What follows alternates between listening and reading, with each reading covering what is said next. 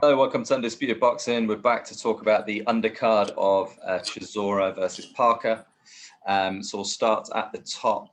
Rick, what did you make of Tasha Jonas versus Katie Taylor? Yeah, as expected, very good fight. All action, isn't it? When the women get going, those 2-minute rounds, I just think are great. I mean, there's talk of them going to 3 minutes. I don't know, I quite like it at 2 minutes. But yeah, very, very good. Probably the fight, the best fight on the card. Yeah, I agree. I didn't have an issue with the result either. And I didn't really get there seemed to be quite a lot of people backing Jonas before the fight, and I didn't really get where they got the confidence from. Because this was the biggest fight for her, the best person she's ever fought, and she's already got like a loss and a draw on her record. I know the loss was a long time ago, so I was struggling to see why there was such confidence in her. And it played out how I thought, really, where she's competitive, but she's just become a bit short. And I think actually, as the fight went on, it was more Katie Taylor's experience, especially at that level and going into all those championship rounds, that kind of shone through. Yeah, it was a great fight though. It got really kind of tasty. I think it was round 7 or 8. I forget which round it was now, but they were just exchanging and absolutely going for it in the last round as well. Really exciting fight. Really exciting fight. Yeah. Okay. Cool.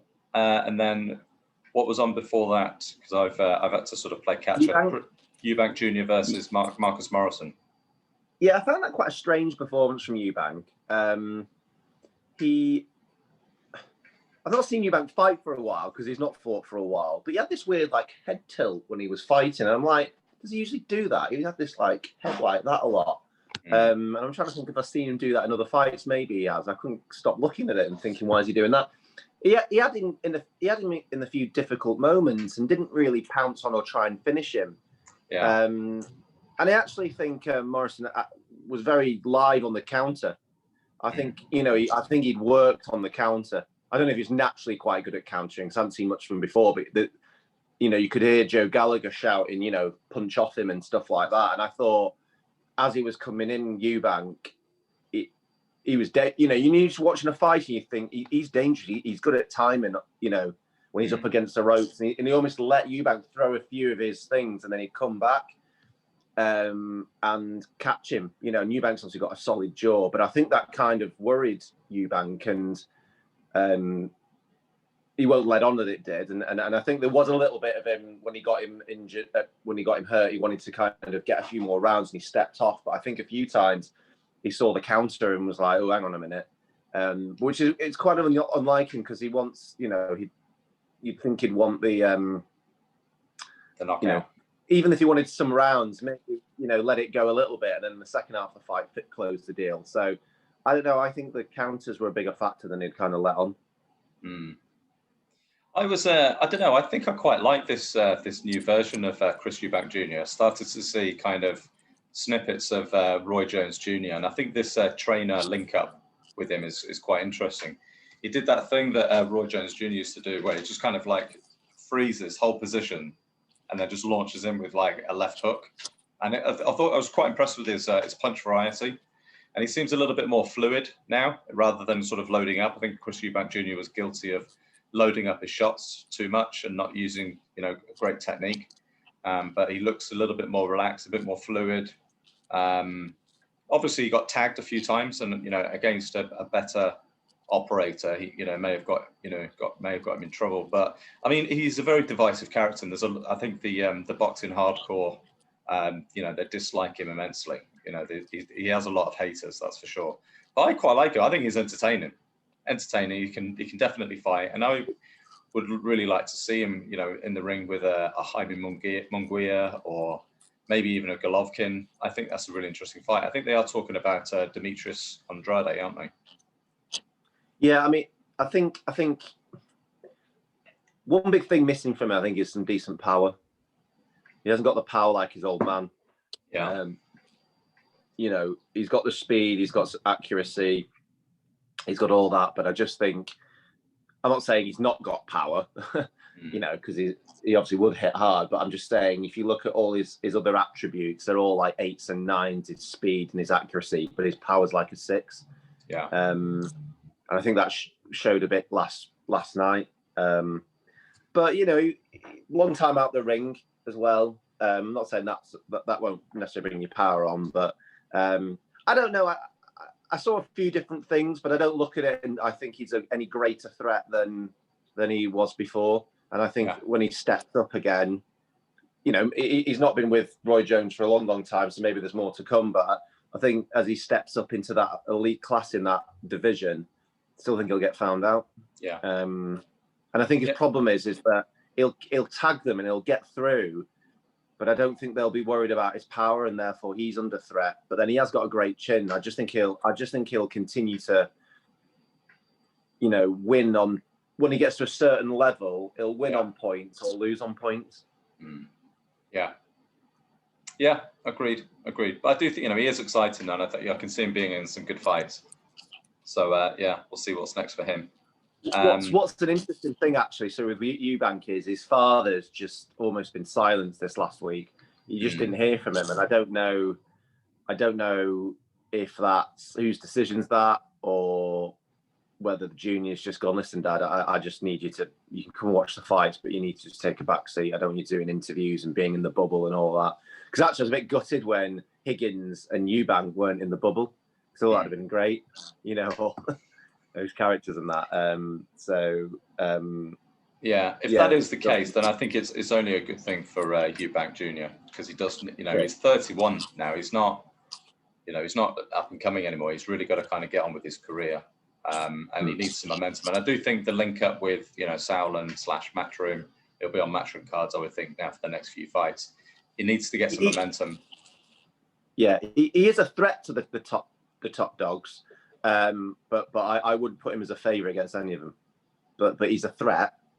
But like I said, I'd still back probably all the other ones. I think if he just had that power, you know, it'd be a lot different.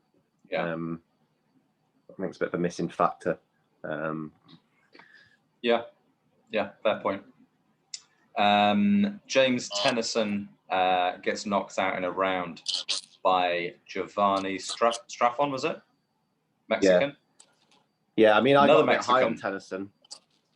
Yeah, I'll be honest, I got a bit high on Tennyson after the last couple of fights, just because he seemed to have elite power. And I know it's hard to judge, but, you know, but yeah, this is what happens, and Johnny Nelson will look pretty stupid. He seemed to brush the carpet very, you know, he just almost just didn't make much of a thing about it. But yeah, he went into some people can get too high on their power, and they went into a shooting contest, and it, you know, it didn't work. I need to watch the fight back because it was the first one on the card, and basically it had just started, and I had some people around, and we were just settling down, almost getting beers and stuff like that. So I wasn't really watching it properly. I saw it back on the replay because I thought, you know, it could be a knockout thing, but I didn't think it'd be in the first round.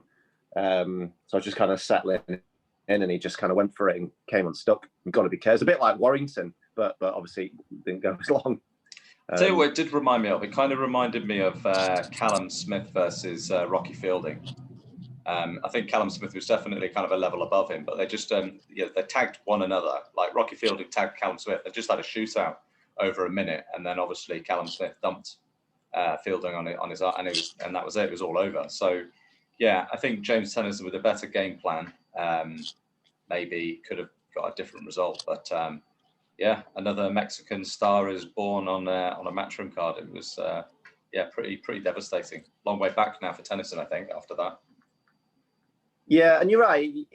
He's probably a better boxer than that, and he might go in a different position. It will burst your bubble, something like that. He might, you know, if he tried to box more and be a bit cleverer. I don't know how good that guy is. I don't know. I didn't really look at his record. So, you know, is he a big puncher?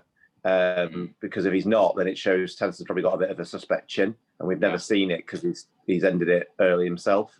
Yeah. In other fights. And this is why you need to go through the levels. It's why you need to go and find out. Yeah.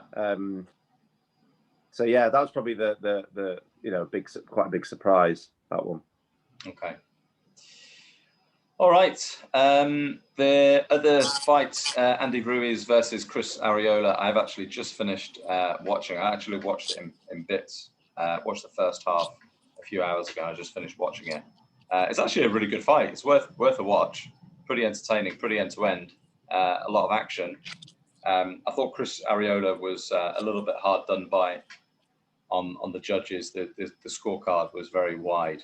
I did see it a little bit close. I didn't score it, but just the general feeling I got that it was a lot closer. And I still thought Ruiz won. Can I ask you a couple of questions? Because I've not watched it yet. I actually forgot about it and then woke up in the morning, and I was always going to watch it back in the morning, but I'd been up for about an hour and then realised what had happened, that the fight had taken place, and looked, and it was like Ruiz wins after knockdown. I was like, he's been knocked down. So I watched the third round, and it wasn't like a heavy knockdown. But it was in the second round. Second round. So I've not seen the whole fight, but only just saw that. So considering what we were saying going in, that Arreola will probably get blown away first third of the fight or something. What went wrong? Was Arreola just better than what we expected because he had lost a lot of weight, or was Ruiz poor? Because you can get knocked down in a heavyweight fight, but the fact that he went on and won on points and didn't get him out of there, what happened? I think it's a combination of Arreola just sort of came to fight, and I think he actually overperformed. And I think Andy Ruiz was definitely suffering from some ring rust, and he just felt like he was a little bit kind of off his game. Obviously, a new trainer switch as well, so he's obviously getting used to a new trainer. 18 months out of the ring, so yeah, he just didn't quite seem at the races, to be honest. But I think he still did enough to get the job done, in my opinion. So yeah, we'll see. Onwards and upwards for Andy Ruiz, hopefully. But yeah,